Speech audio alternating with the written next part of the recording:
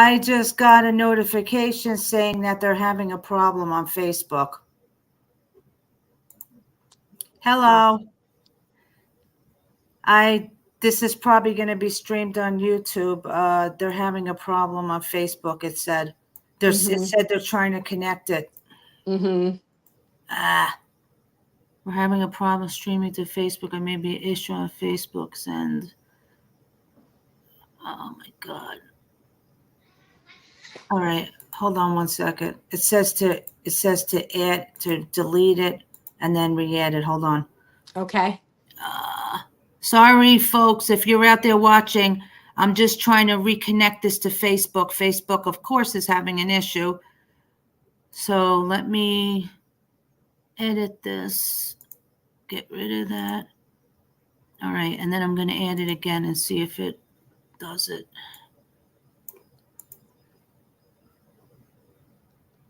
All right, let me see if it connects now.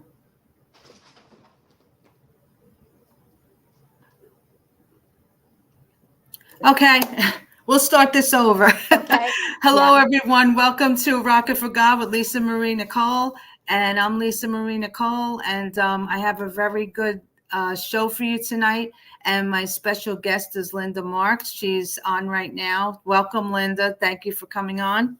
Thanks so much for having me. It's a real privilege. That's great. Let me put this volume up a little bit.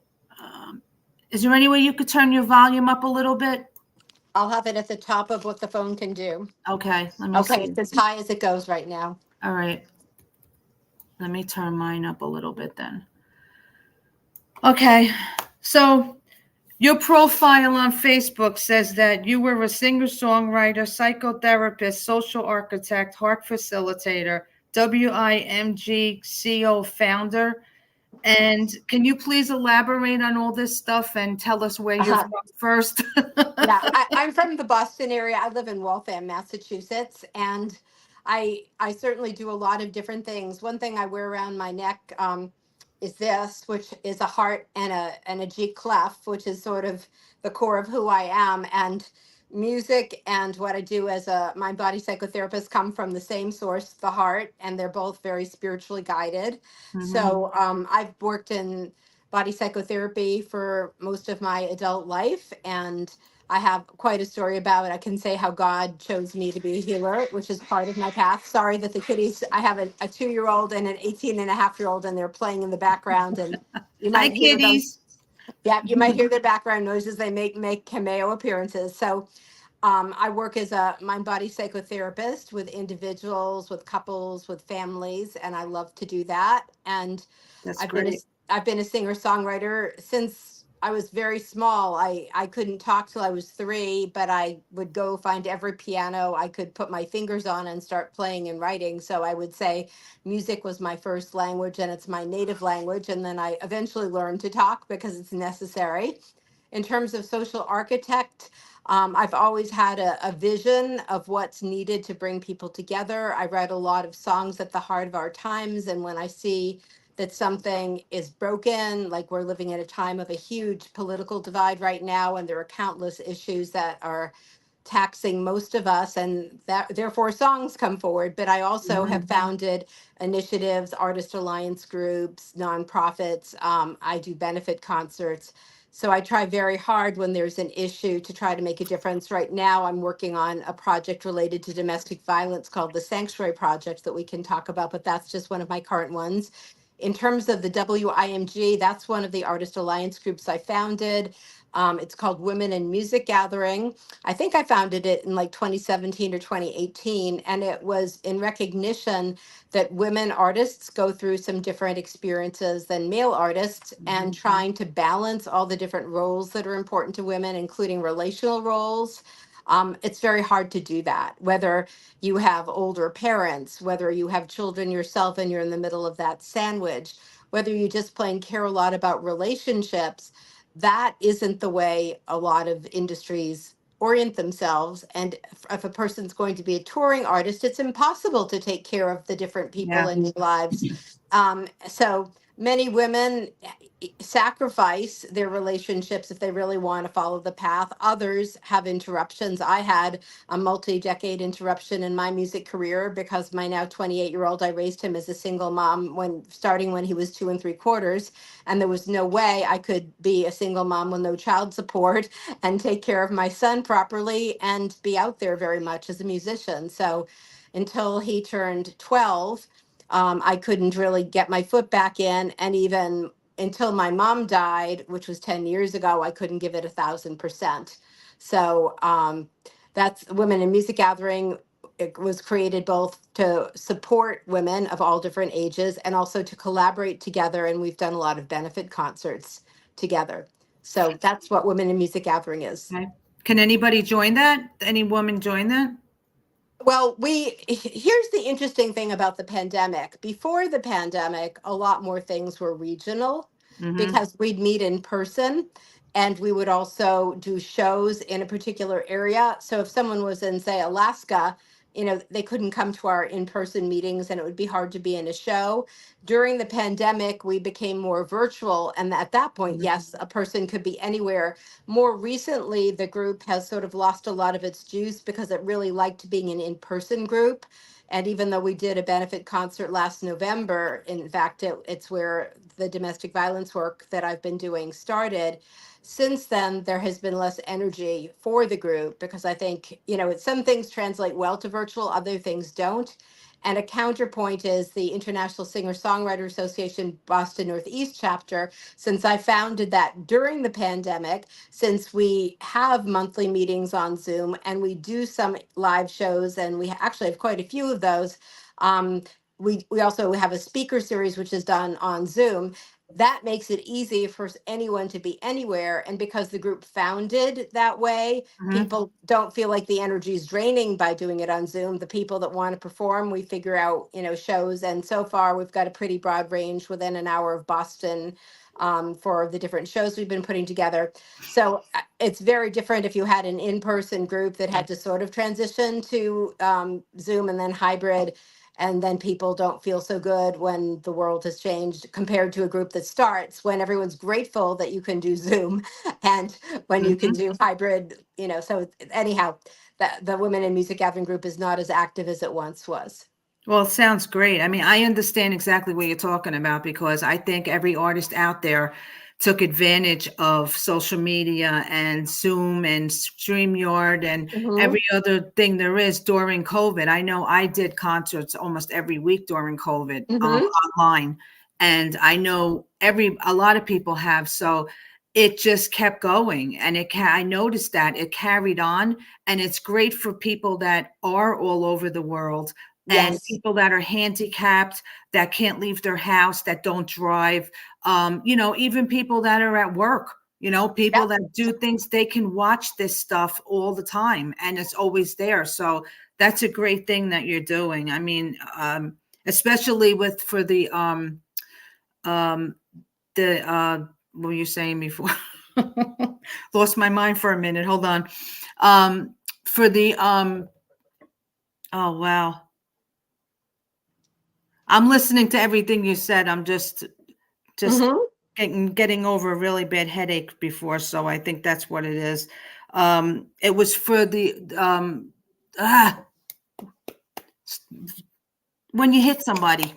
I Domestic can't violence. domestic violence. Thank you. I couldn't get out. It was like it's there, but I can't say it. The domestic violence. I think that's great that you're doing that for people because they Hmm. really need that. Yep.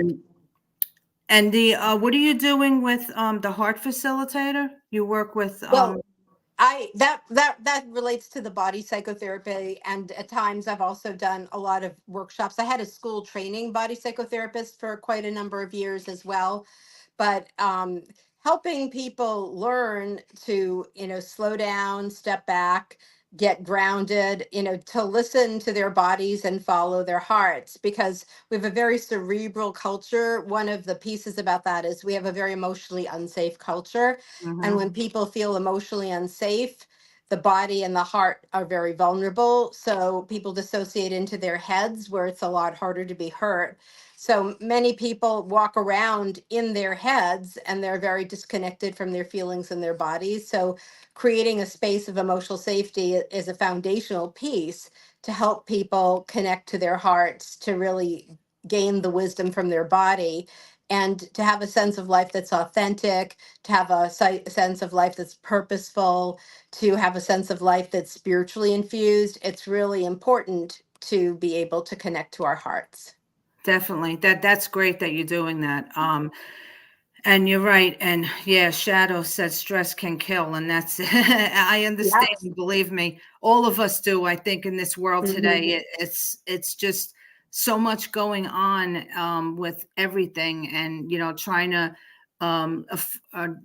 trying to live in general. Just it's Mm-hmm. expensive for gas and everything in this world, and it's stressful for a family to make it today. Mm-hmm. And it's great that you're doing all of this stuff to bring awareness to all these things, because people need to hear this stuff. There's Yes, that's true. More women need to take self-defense classes. That's absolutely true.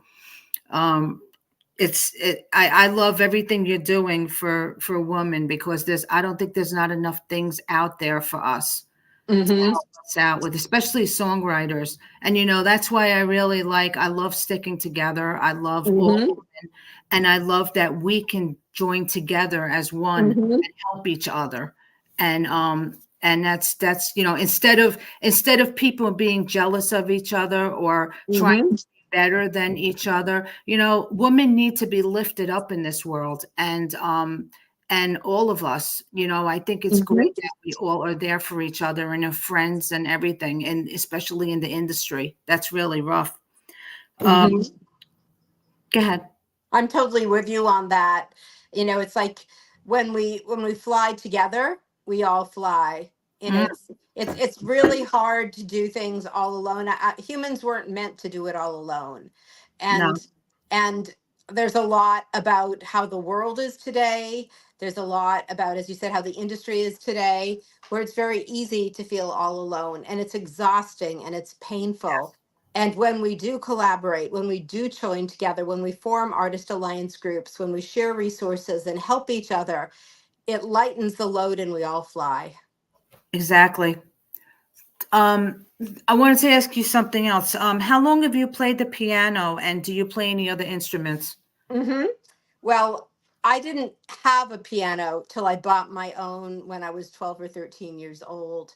My Wow. first word was piano. I so wanted a piano. So playing the piano before I bought my own piano was a matter of being lucky enough to walk by one and then start playing it. Or when I was in grammar school, I had a friend named Joanna, and she had a piano and she was a little entrepreneur. So she would charge me money to play her piano. I was this Wow. little grammar school kid, and I wanted to play so badly. I'd earn money any way I could and come over with a few dollars to pay, to play her piano. So I would play any piano I could until I bought my own. So I've basically, I taught myself piano when I was 12 or 13, and I've been playing ever since. Other instruments, yes, because when you have a little girl who all she wants is a piano and you don't have one, my mom was trying to figure out some way to pacify me. So when I was 3, she put me in an experimental free music program at the Longy School of Music. And I had no interest in recorder, but I took to it anyhow. And the program told my parents I was gifted and talented. But my father, unfortunately, had the mantra, music is a waste of a good mind. He was terrified that musicians can't make a living. And even if that's true, if you are one, you are one. Hmm. So it didn't help that I was given the feedback, or my parents were given the feedback to encourage me because I was gifted and talented. So when I was probably in 3rd grade, my school had a free, operative word, Suzuki violin program. I had no interest in the violin at all, but I started to learn it because I had one. And once again, I showed aptitude, but I really didn't want to study violin. And when I was 11, I bought my own guitar because I'd saved enough money that I could afford one. And there was a guitar store nearby that had a flood and had guitars at very low prices. And I bought an Aria classical nylon string guitar, and I got a chord chart. So I started teaching Wow. myself guitar when I was 11, so that when I wrote songs, I had a way to accompany myself. I also, when I was in grammar school, learned drums, and I became the girl drummer in my grammar school band. And that was fun because I've always loved rhythm, and Yeah. whether it's snare drums or timpanis Mhm. or blocks or all the different percussion instruments, I had a lot of fun with that. But I really just wanted a piano. So I still play the guitar like an 11 or 12-year-old because I got the piano at 13 and haven't looked back. And so whether or not I'm capable of playing instruments, piano is really my instrument. Well, I know that's hard to play when you first start out because I got a keyboard and I'm just learning. I know how to play some things, but not like a full song. I mean, it's Hmm. really it's hard. I mean, every instrument is when you first start out. Right. That's why they say practice, practice to so you make sure you get it. But you're amazing. That's incredible that you could play all those instruments. I don't know too many women that could play all those instruments. A lot. I mean, I know a lot of women do, but a lot of them like to concentrate on one thing, and Hmm. they'll play either the guitar or some people play the piano and the guitar and they sing. But Hmm. that's great to be able to play all of that. Um, how strong would you say your faith is in God? My faith in God is a foundation of who I am as a person. It is foundational. So I would say incredibly strong. That's great. And also because when I was 16 years old, I almost lost my life. And by turning it over to God, that's why I'm here. I made a commitment to God to live my mission, which has to do with service. It has to do with being a social architect. It has to do with healing. And music and the body psychotherapy both are wonderful pathways to healing. Because of the commitment I made to God, that has been even more foundational. I think that's great. Um, it's great to hear how strong your faith is. Mm-hmm. Yes. And, I'm very grateful for it, even though I wouldn't wish someone to be attacked, by a stranger who tried to rape and murder them as a 16-year-old kid, which is what happened to me. What I'm grateful for is that I had to choose my life. I had to turn it over to God because I didn't know how to escape from that with the tools that I had, and that God did come through and allowed me to live. And I'm so grateful for that, that has really made me a deeply purposeful person all of my life. It's made me a person very committed to service and collaboration and healing. And ultimately, even though it's a horrible thing to happen, it's given me an incredibly rich life that I'm very grateful for. I'm really sorry that that happened to you, but you're using that and it's true. A lot of people something bad happens to them right away they blame Hmm. God for it or they go the opposite direction. But you move forward and you're using what he blessed you with and that's incredible. Um Hmm. I'm going to play your song Love Always Wins right now and then we Hmm. can come back and talk about that. This is Love Always Wins by Linda Marks.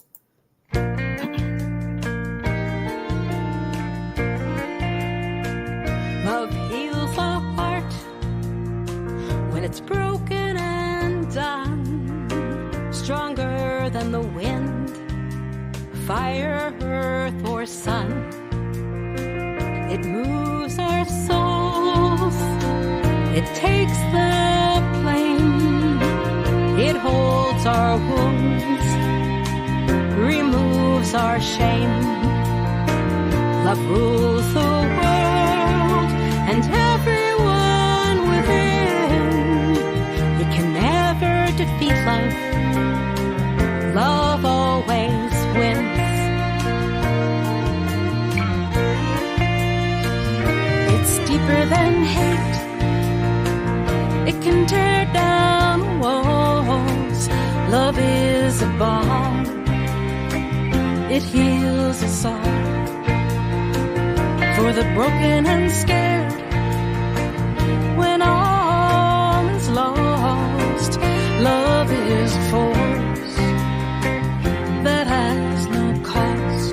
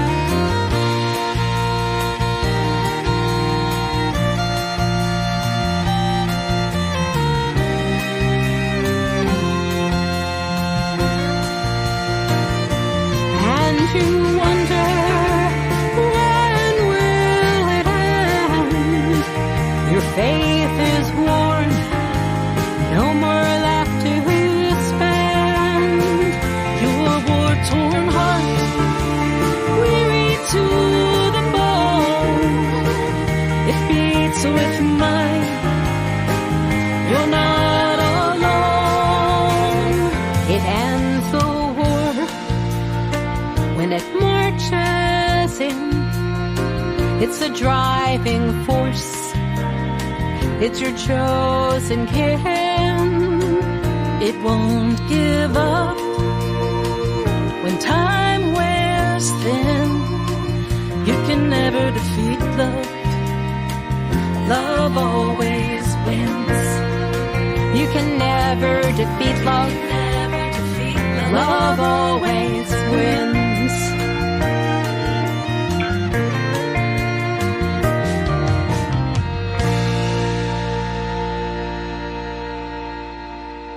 That's Love Always Wins by Linda Marks. That is absolutely beautiful. And you Thank can you. hear that love and inspiration behind that. That's I'm sure you could get that song on all streaming platforms. It and is. on your album. It is. And actually, it's on my 2024 album, A Recipe for Hope. And I co-wrote Love Always Wins with my Philadelphia singer-songwriter friend and colleague, Lisa Jeanette. She sings with me on the track.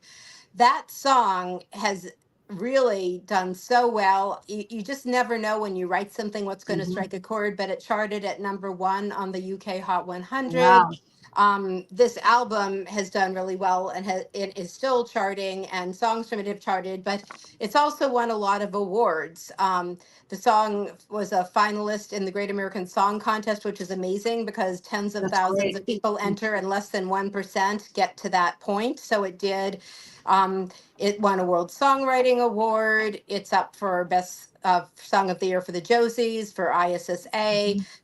There's so many awards that I can't even keep track of them anymore. It just blows my mind. But apparently there's something about the message of the song that's really right on time. And I'm grateful. I like to write songs at the heart of the times, and I'm particularly grateful when a song really strikes a chord with a lot of people.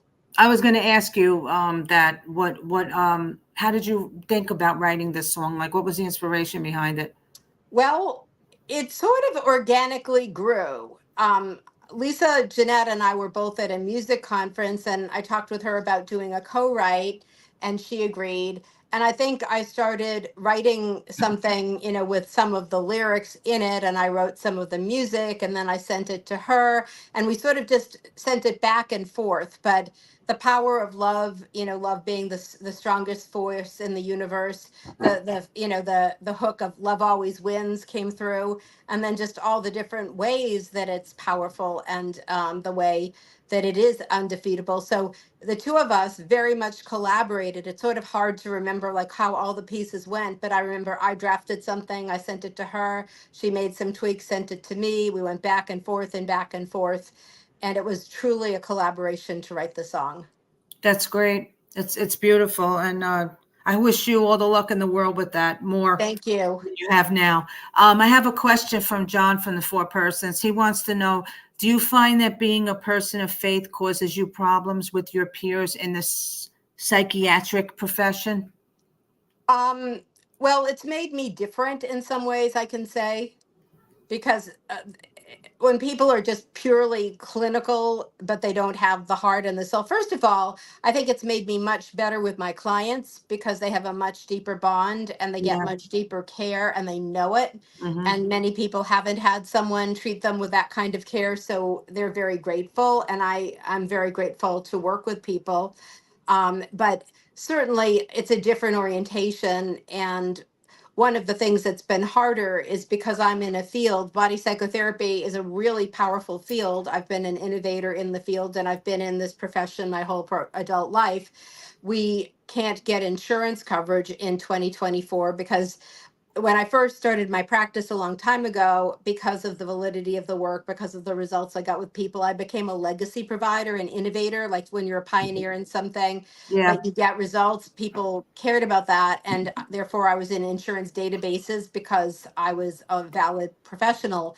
But in the last year of all crazy things, the world has become so much run by algorithms and bots. Now the fact that I'm a legacy provider doesn't matter I'm now an unrecognized provider. So yesterday, even a client of mine wrote to me saying her insurance wouldn't cover me as of November because I'm an unrecognized provider, and I had to explain that in the world of algorithms and bots, no one cares that I'm a legacy provider. So because I've chosen a kind of psychotherapy that is psychospiritual and not just textbook, um, I am not in a position to take insurance anymore. Wow. I have another question. What type Mhm. of schooling and degree is required for this program? Well, when I went to school, there was no school or degree one could get. So I had to literally learn a lot of different things a lot of different ways. Plus, I also was given an intuitive gift about the power of the heart. When I went to Yale undergraduate, I have a degree in music with honors and distinction as a songwriter, even though they didn't have singer-songwriter programs. It was a classical school. And here I was, the self-taught singer-songwriter with great inspiration. But the chairman of the department was writing Broadway musicals, and he was a songwriter. So we had that in common. So, I still persevered. I actually co-founded Yale's third women's a cappella singing group when I was a 17-year-old freshman, and it's still there. And I wrote and arranged music. I ran a cabaret and had live music and performed. I did everything I could. Wow. There was a piano in the common room. So, for all of that, that was fueling me. And then on the psychology side, I was studying psychobiology, but there was one course called mammology where I was going to have to dissect a cat, and I'm holding Oh, my 2-year-old Siberian right now, and no, he's that coming. didn't happen. I could not dissect a cat. I would not do it. So I was one course away from a double major when I was there. And then what I found, though, is that the state of psychology wasn't exploring things I was interested in or believed were really important, like spirituality. And there were a few books I found. One was called The Stress of Life by Hans Selye that had been written in the 50s, but he had a whole section about spirituality and God in that book. And I knew that that was really important.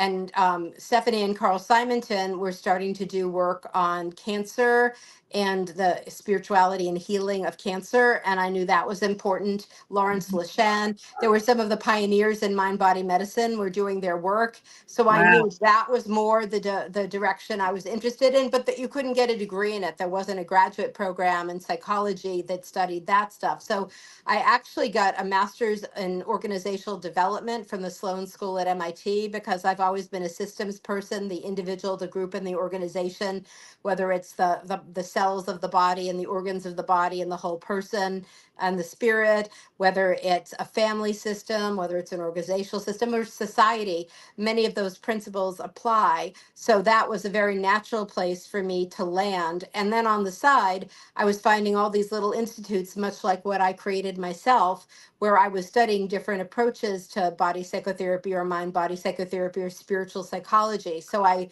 studied a lot of different approaches. And there reached a point when I was in my mid 20s when I realized that what I had to add was the whole dimension of the heart, because that's what was missing from everything I was studying, even though I learned a lot from what I was studying. So I started developing my own body of work, which is called emotional kinesthetic psychotherapy.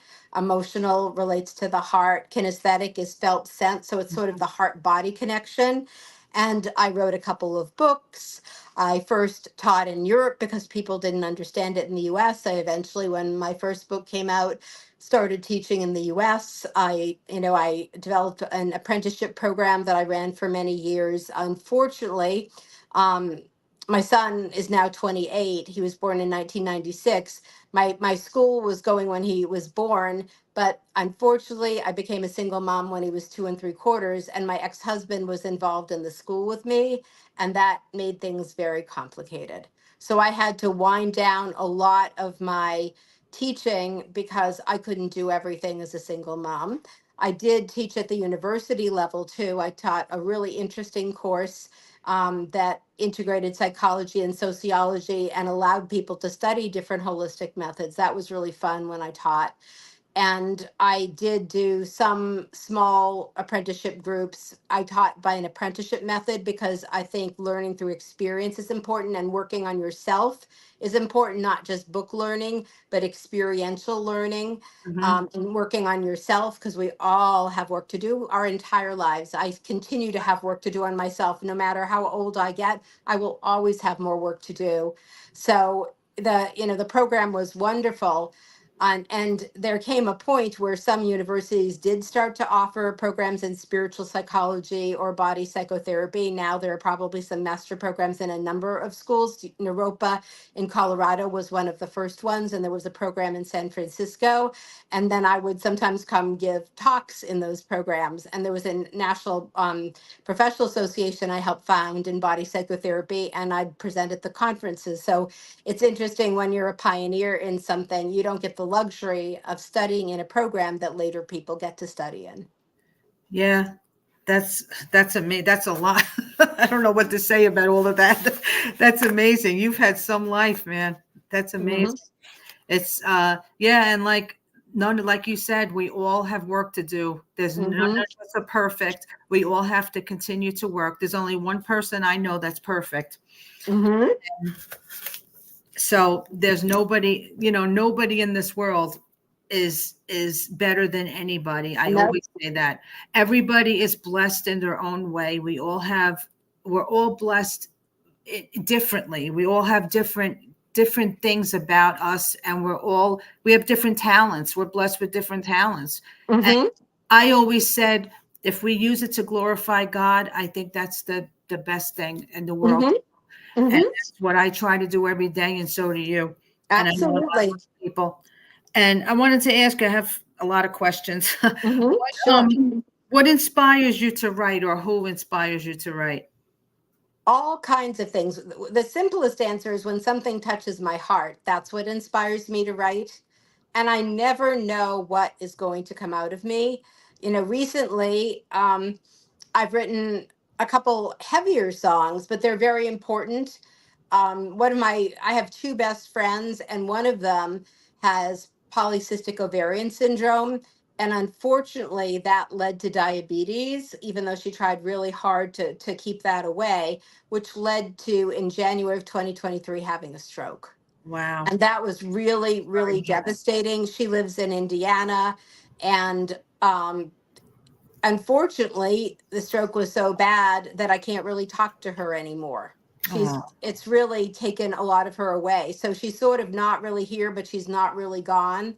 So I wrote a song called "Will I Ever Get to Say the Chance to Say Goodbye," which is a love song to my friend, my oh, lifelong friend. So that was a very hard song to write, but an important song to write. And in the same direction, I have a singer friend who's incredibly brave, and she right now is dying of lung cancer, but she is very consciously living while she's here.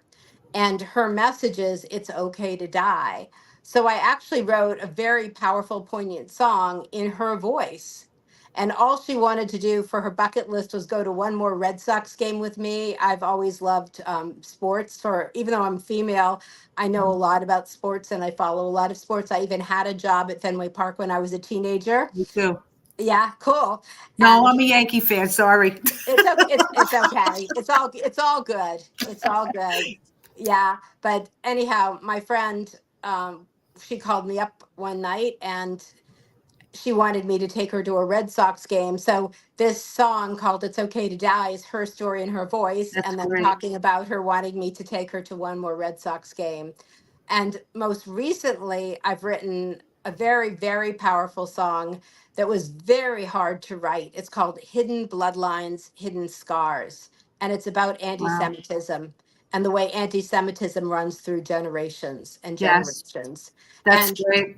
yeah, and right now in our culture, anti-Semitism is probably as high as I've ever seen it in my entire life.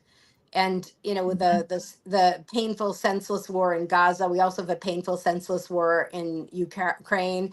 With these kinds of things going on, those pull at my heartstrings. So I call it songs at the heart of our times. Sometimes, though, fun things. Like I have a song I wrote called Noah Corgi is the boy from Ipanema. Noah Corgi is my corgi. I can't believe he's 13. He's really cute. Corgis have a big smile. They have a wiggle walk when they walk. It's an adorable song. It's written, like a salsa song. It's really cute. So sometimes I write a song like that just to make people smile. And also, I smile whenever I see Noah Corgi smile.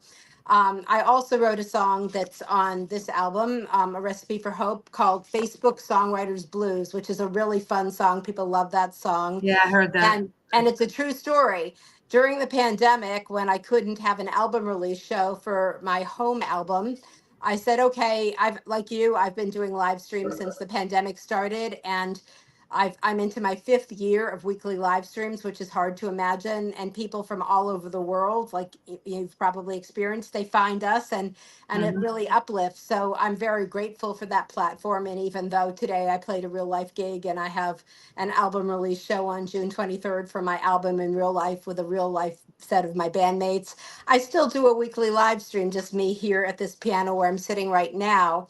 And I decided, okay, I will do an album release by singing to the tracks of my own songs. Well, I started to do that, and Facebook started to black me out.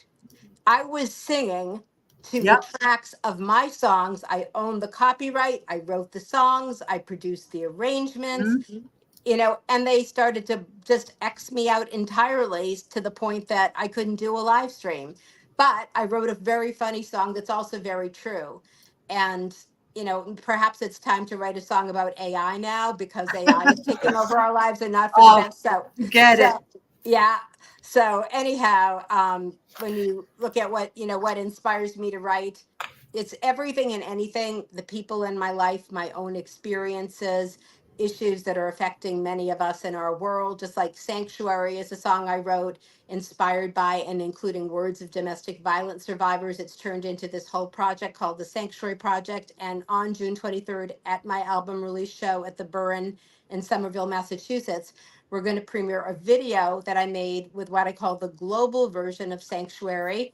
When I first wrote the song and premiered it in November of last year with people from 2 of the domestic violence organizations I worked with on stage with me, because I became aware that domestic violence sadly affects people everywhere, no matter your age, your gender, your race, your socioeconomic background, where you live geographically. Sadly, domestic violence is everywhere.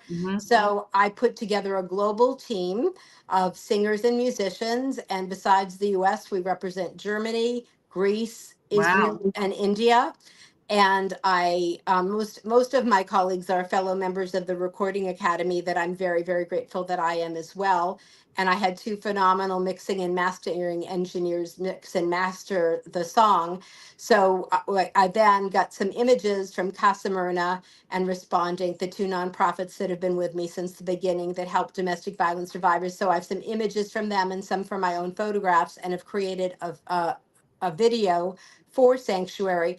And the first milestone in the Sanctuary Project, which has a mission to raise awareness about the roots of domestic violence, to try to create a safer world, and to provide support both for survivors and their families and the organizations that support them. We're going to premiere the video, which I'm very excited about. And the song, the global version of Sanctuary, is being released on all digital platforms on August 23rd. I'm doing a benefit concert for those 2 organizations with Randy O'Neill, another singer-songwriter colleague of mine who also wrote a song related to domestic violence, in September 15th, at a venue called One Broadway Collaborative in Lawrence, Massachusetts. And October 1st, for the beginning of Domestic Violence Awareness Month, I have a very special live stream I'm putting together, and perhaps some other events as well. So that's an example where something really pulls at my gut, pulls at my heartstrings. And not only does it turn into a song, but it turns into more of a social initiative as well. That's incredible. I understand because I'm the same way. I understand when you're a songwriter, things just come to you and you look for things and how to get things out in the world to change things and change people and bring awareness. And it's great. And you do that incredible. And It's you by listening to you, you're making me want to do more now. You do a lot, Lisa. When I see all that you create, you are quite the creator. Thank you. I know, but it's just making me want to get involved more in that, and what you're doing. It's incredible. But before we run out of time, I want to play your next song, Love Letters in the Sky. So let me play this one and then we'll talk about that. This is Love Letters in the Sky by Linda Marks. Gracefully you passed, and that is how you lived. In the distance, your glimmer lives on. There's a sparkling in the room by your picture on the wall. I hear your voice, it's a blessing in song.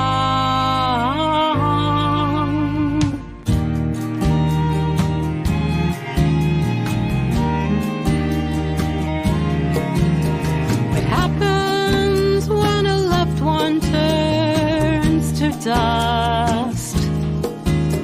Sooner or later, that moment comes for all of us.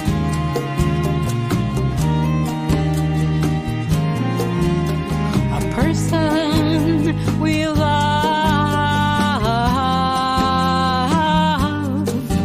will soar up above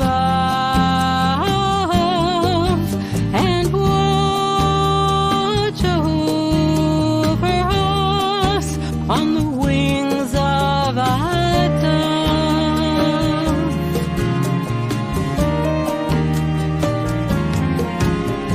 What becomes of all the ties left behind? Are they more than just memories in our mind?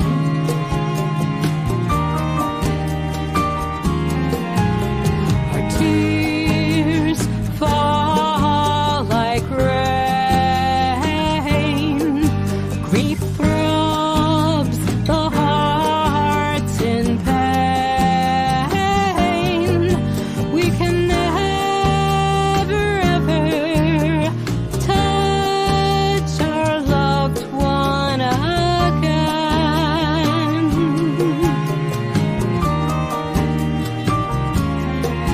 Will I hear you in the rustling of the wind?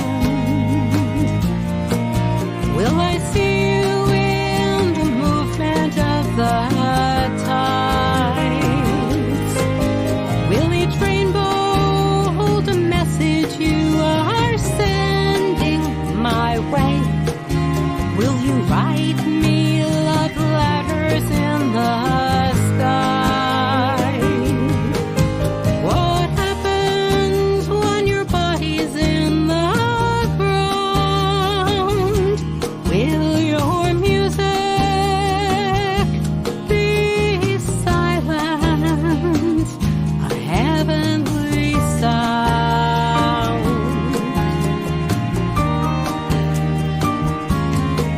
Will the spirit of our loved ones grow like seeds? Bring beauty to our garden or just weeds? You'll watch over us. Will I hear you in the rustling of the wind? Will I see you in the movement of the tides? Will each rainbow hold a message you are sending my way? Will you write me love letters in the sky? You'll watch over us and send love letters in the sky.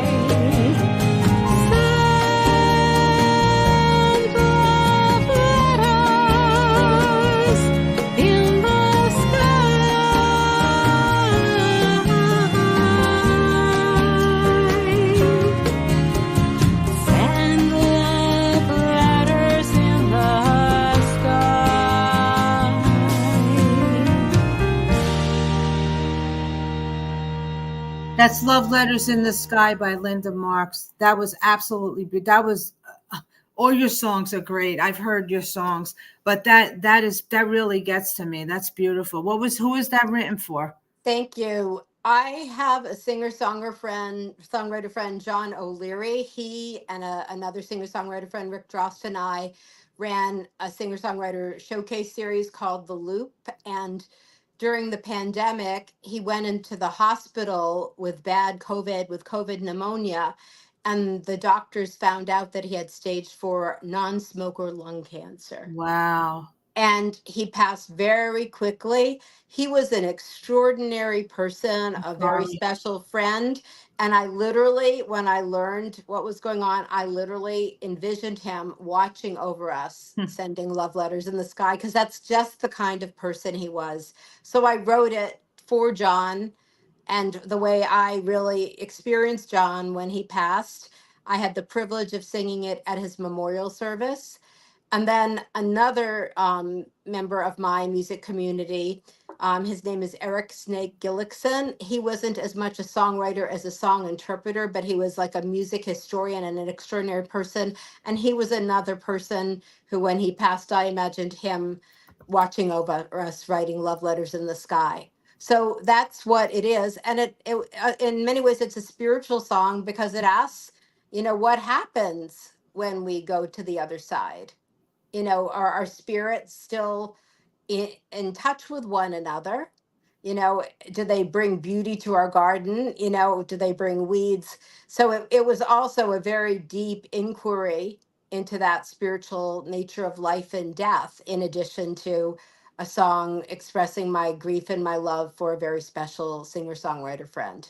Well, you did a great job expressing that. I mean, and I'm sure he's very proud of that. To hear that, that's incredible. Um, well, I wanted to ask you, can you tell? Let's see how much time we have left. You have time for a couple more questions. Mhm. Can you tell us about a time in your life where you feel God has stepped in and helped you when you couldn't do it on your own? Well, the first was when I was 16 and the man tried to rape and murder me. Yeah. And I did everything I could, and I had to turn it over to God. And God did step in. And it's an extraordinary story of me having to choose my life.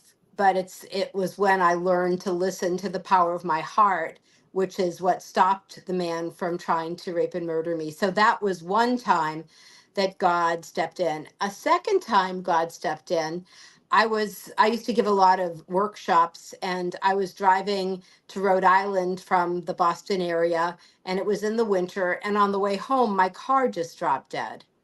I Wow. was lucky that it dropped dead, near a gas station, but it was freezing and snowing, and it was sort of the middle of nowhere late at night. Wow. So I called a woman who was staying at my home, which was in Shrewsbury, Massachusetts, near Worcester, Massachusetts. And I asked her to please come help me and pick me up. And I was doing her a favor to let her live at my house because she had nowhere to live. And she wouldn't come get me. She said she had to get up for some work meeting, so she wasn't willing to help. And I was devastated. I sort of fell into the black hole in the soul of the universe, and I called out to God, and God answered my prayer and sent someone who was a tow truck driver who was willing to tow my car all the way from some little town in Rhode Island all the way to Shrewsbury, Massachusetts, in this horrible weather. And he even let me sit in the cab of his truck, which he was usually afraid to do, but he let me do it. And he told me his entire life story, which was an Wow. amazing story. He'd had lymphoma, he was in the hospital, he was on his deathbed, and he had a story with God where he said to God, if he lived, he had this dream of opening a supper club, and that if he made it, he would do that. And he actually did make it against all odds, and he did do it, and he learned all kinds of lessons because some of the people that work for him stole. But here, he's rescuing me in this really scary situation, and I have the privilege of learning all about his life and his story and the way God had played a part in his life. So that was a very beautiful example of God stepping into my life. That's great. Yeah. I mean, you never know where angels walk the earth. Never Absolutely. know. You never know. I've had several people come into my life and never seen them again. Yep, So exactly. you never Yes. know. It's but that's great. That's another song we could write about. Yes, absolutely. Um, but that's great. I'm glad to hear that. It's I wanted to ask you, how many albums do you currently have out? I have 14 released. My Wow. 15th is in production, and I'm writing for my 16th. God bless you. Um, I know that you were nominated for several awards. I know we're both in most of Hmm. the awards together, and it's a blessing, to honor to be with Hmm. you in these awards, to be nominated. Um, how do you feel about all these awards, being nominated for them? Well, I'm grateful. It's sort of a funny thing, and I feel like it's a blessing to be in it with you as well, Lisa. I work very, very hard and with my whole heart and soul. And I've done this most of my life. And I had a couple decades where I couldn't, because as a single mom with no child support, there was no way I could be actively doing music. So I had a gap between what I call part A and part B. So on the one hand, the all the awards and the nominations are a blessing and a degree of recognition for years of hard work. And on the other hand, though, I sort of, it's hard to take them too seriously, even though I'm grateful for them, because in our music world, no matter how many awards you get, it doesn't mean you can make a living, That's because there's right. no way to make a living. Even to Mhm. make my albums, I can't make the money back on the album for what it costs to make the album. So instead, I have to work really, really hard. And hopefully, with the awards, more people recognize the value. But my hope is people would just recognize the value by listening to the music. But there's such a glut of music. Like, I sort of hate the streaming platforms because there are billions of songs and we're sort of in a black hole. Yep. I appreciate Artist Alliance Group like ISSA because we get to meet other people. So I get to listen to your music. I get to listen to other people's music. I get to know you. So I'd say even more valuable than awards and nominations are relationships with kindred spirits, because it goes back to what you said. When we know each other, when we support each other, when we lift each other up, that's where the richness is. And, one day I would love to have a Grammy. I would really love to have a Grammy.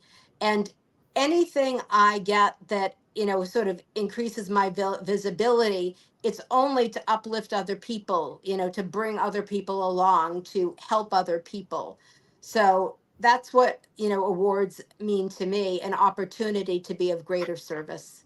I agree with you 100%, because I've had several awards also, Hmm. but I exactly what you're saying. They don't get us anywhere. I mean, they give you recognition, but it's not like you're winning $1 million at a contract. You know what I mean? No, no, not at I all. listen. I'm not saying anything bad about any of these awards shows. I am Yeah. blessed to be nominated this year.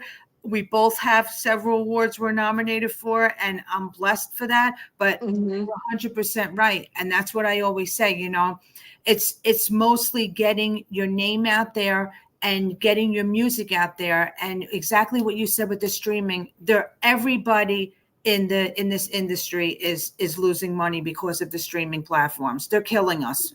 And Hmm. it's not like it used to be, the industry. It's, we have to work so hard to get ourselves out there, to get people to listen to our music and to do shows and albums and everything. And sometimes you still don't get anywhere. No. And, and I just think it's a blessing to be able to do this. This Hmm. this show has been nominated for 3 awards this year.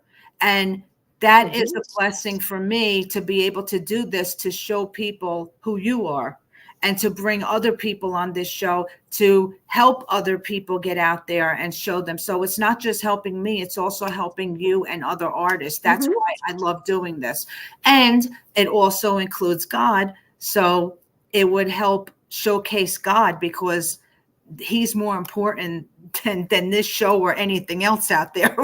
If it wasn't for him, we wouldn't be doing this. No, So And it's the divine thread and the divine inspiration that guides our lives, that inspires our music, that allows for the creative exactly. force. So all of us are representative, so to speak, of the power of God. Exactly. And I wanted to ask you real quick, do you have a favorite scripture?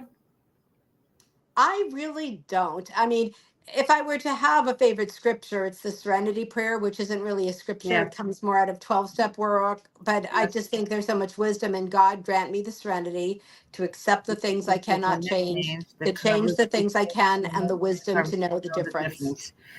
Yeah. There's so much wisdom in that I really, really embrace that. I think that's great. I